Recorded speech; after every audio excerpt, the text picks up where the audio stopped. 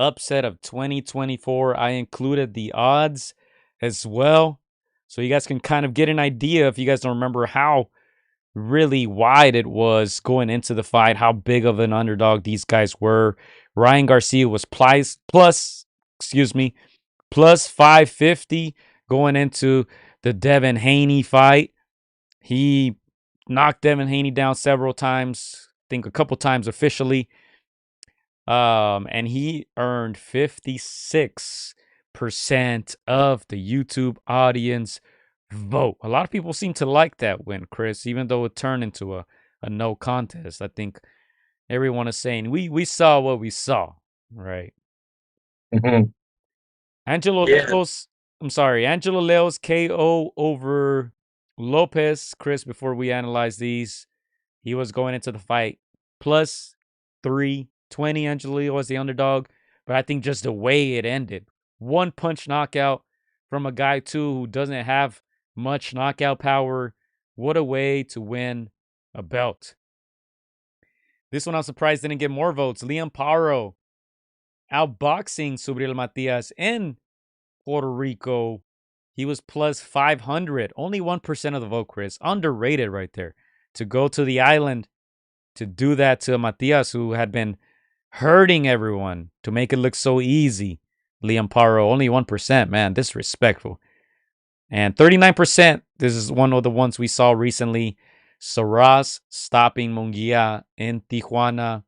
As we said before, going to unknown territory, first time fighting out of France, going up in weight.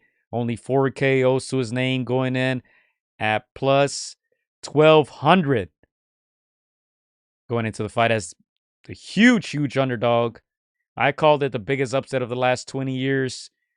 Only 39%. And that was my vote. You guys can see it there. I voted for that one, Chris. YouTube audiences voted for Garcia, Haney. I'm still going with Surace stopping Jaime Munguia. But let's talk about these individually, Chris, going from the list from the top down. Garcia, Haney. Tell us your thoughts on that one. Yeah, no, Garcia versus Haney. Obviously, this is a fight that captivated, not just the boxing fan, but the casual fan. This one was all over social media. You know, People that I know that don't follow boxing were telling me, "Is this real? Like, is Ryan Garcia putting an act on?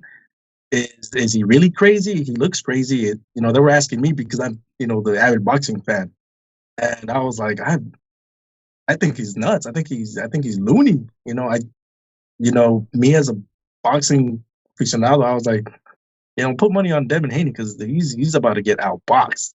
Devin Haney may not have all the power, but he's just gonna box circles around Garcia. He's not focused. He's this is a circus to him.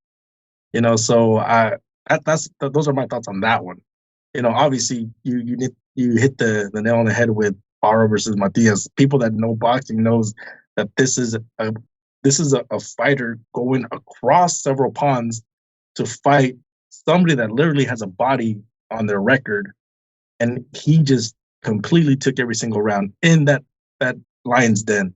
So that's definitely 1% is a huge disrespect in my opinion. Again, for Liam Paro to do what he did, it's again, you don't play boxing. This is scary business.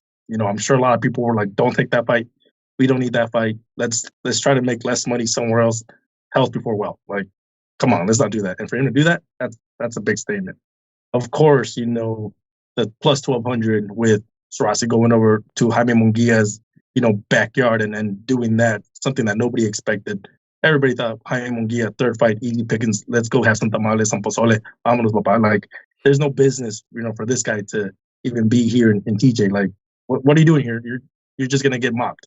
And for him to do that to Jaime Munguia in his hometown, no punching power, like we said earlier and we said previous weeks, is insane. I agree. It's one of the biggest upsets in recent memory, and especially the last 10 years.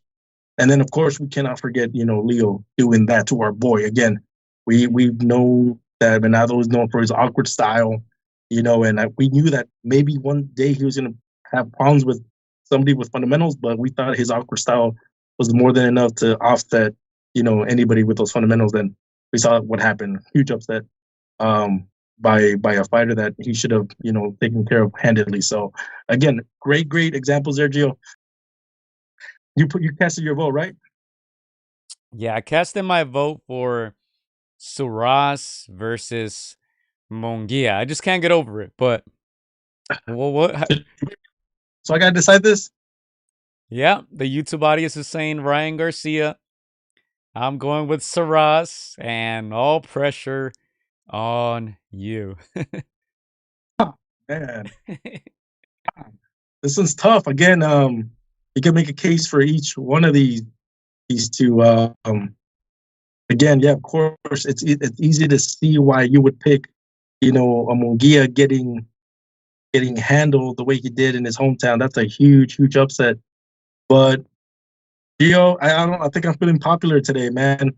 I'm gonna go with the popular vote again. I'm gonna have to go with Ryan Garcia because he had me so tricked.